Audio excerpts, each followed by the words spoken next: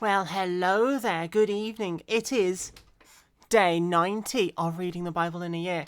And yes, I am looking at the screen that has my face on it because I have to talk to something.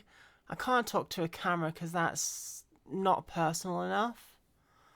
If I look to the screen that's next to the camera, then that's still not quite personal enough, but it's just a little unsettling because it's not at the camera. But looking at the screen means that I can see where I am. I can see the facial expressions I'm doing. And it's like I'm talking to myself just a split second in the past. All right, let's get reading. It is day 80. No, not 80. Day 90 of reading the Bible in a year. And it is the first reading of tonight. And it is 1 Samuel chapter 25. Ready?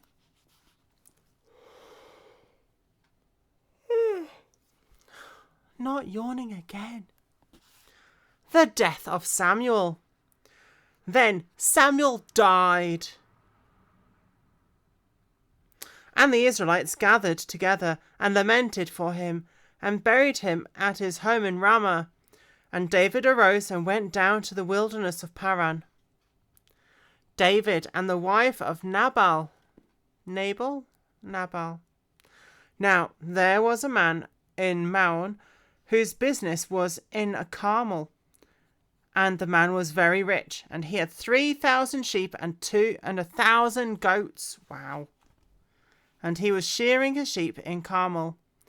The name of the man was Nabal, and the name of his wife Abigail. And she was a woman of good understanding and beautiful appearance. But the man was harsh and evil in his doings. He was of the house of Caleb. Oh no. When David heard in the wilderness that Nabal was shearing a sheep, David sent 10 young men, and David said to the young men, "Go up to Carmel, go to Nabal, and greet him in my name, and thus you shall say to him who lives in prosperity, Peace be to you, and peace to your household, and peace to all that you have. Now I've heard that you have shearers. Your shepherds were with us, and we did not hurt them, nor was there anything missing from them all the while they were in Carmel. Ask your young men, and they will tell you. Therefore let my young men find favour in your eyes, for we come on a feast day. Please give whatever comes to your hand to your servants and to your son David." So when David's young men came, they spoke to Nabal, and according to all these words, in the name of David, and waited.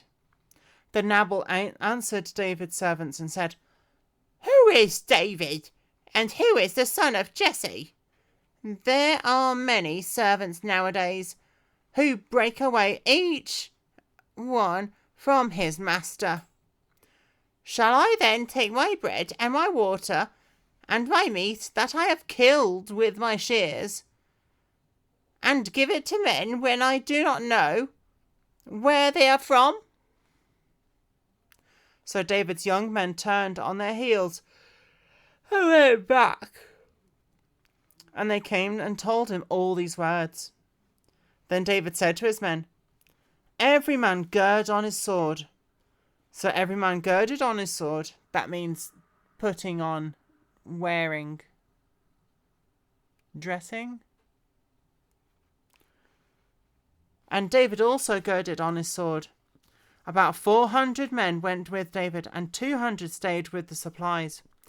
Now, one of the young men told Abigail, Nabal's wife, saying, Look, David sent messengers from the wilderness to greet our master, and he reviled them.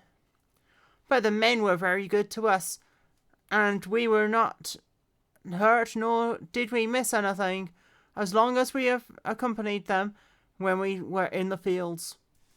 And they were a wall to us both by night and day.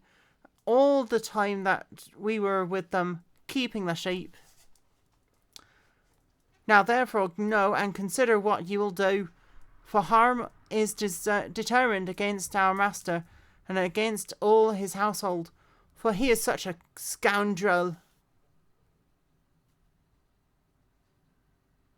Literally, son of Belial. That one cannot speak to him. Then Abigail made haste and took 200 loaves of bread, 2 skins of wine, 5 sheep already dressed,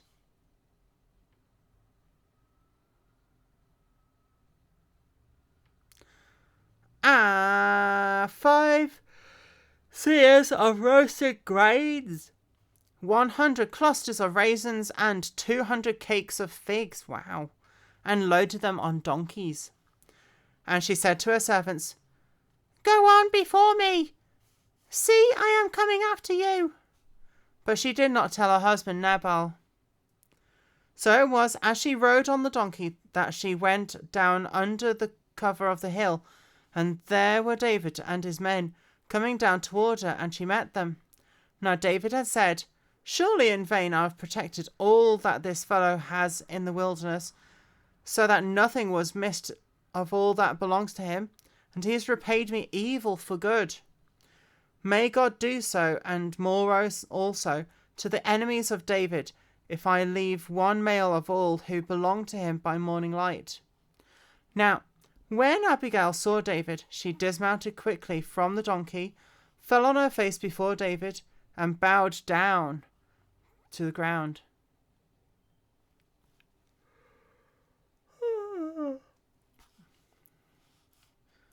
So she fell on it at his feet and said, "On me, O my lord, on me let this iniquity be.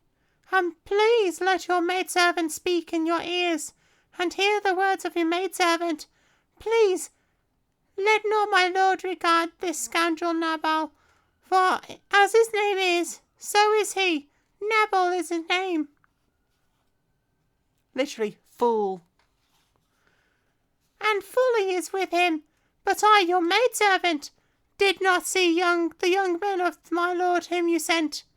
Now therefore, my lord, as the Lord lives, and as your soul lives, since the Lord has held you back from coming to bloodshed, and from avenging yourself with your own hand, now, then, let your enemies and those who seek harm for my lord be as Nabal." Oh, it's hurting my voice a bit. "And now this present which your maidservant has brought to you, my lord, let it be given to the young men who follow my lord. Please forgive the trespass of your maidservant, for the Lord will certainly make for my lord an enduring house, because my lord fights the battles of the Lord, and evil is not found in throughout your days." How long is she going to speak for? I'm going to change Abigail's voice because it's too difficult to speak that long in it.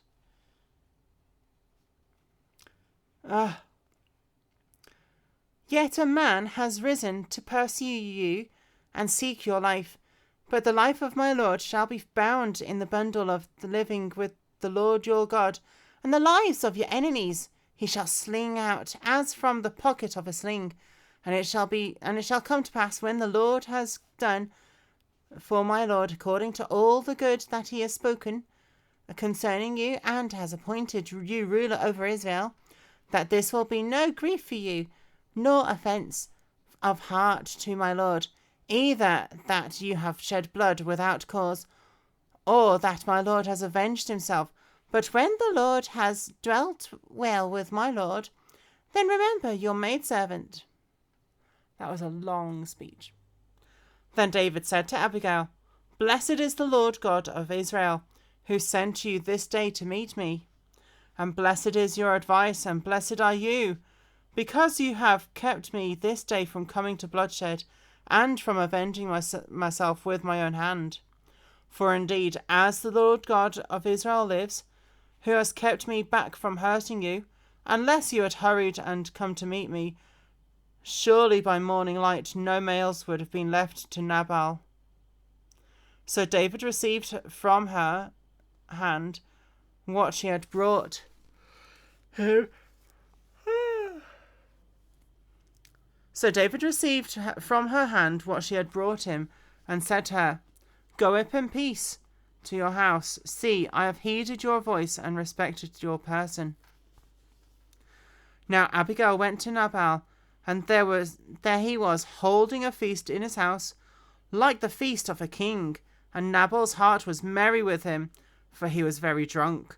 Therefore she told him nothing, little or much, until morning light. So it was in the morning, when the wine had gone from Nabal, and his wife had told him the things, that his heart died within him, and he became like a stone. Oh no. Then it happened after about 10 days that the Lord struck Nabal, and he died. Yay. So when David heard that Nabal was dead, he said, Blessed be the Lord who has pleaded the cause of my reproach from the hand of Nabal, and has kept his servant from evil. For the Lord has returned the wickedness of Nabal to his own head. And David sent and proposed to Abigail to take her as his wife. Doesn't he already have a wife? You can't see my other eyebrow.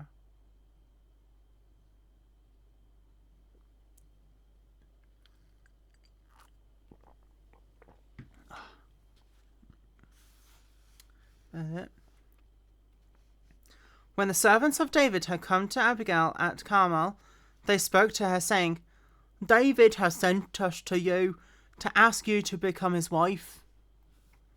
Then she arose, bowed her face to the earth, and said, Here is your maidservant, a servant to wash the feet of the servants of my lord. Yes, I did change her voice again, because speaking in that stupid high-pitched voice was too difficult. So Abigail rose in haste and rode on a donkey, attended by 5 of her maidens, and she followed the messengers of David and became his wife. David also took Ahinoam of Jezreel, so both of them were his wives. But Saul had given Michal, his daughter, David's wife, to Palti, the son of Laish, who was from Galim. So,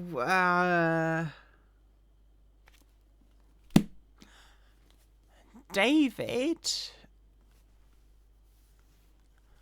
has now got... Well, he's married 3 women.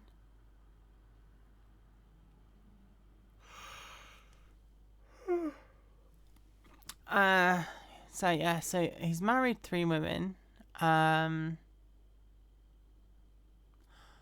One of them's gone to marry someone else, and so he's now got 2. I think so. Just wait until we get to when David becomes king properly. Yay. Right, that was the first reading of today on day 90 of reading the Bible in a year. And it is... Oh, I've only got 2 more readings today. That's good. I can get to bed a bit earlier tonight. Alright, I will see you in a minute for the next reading.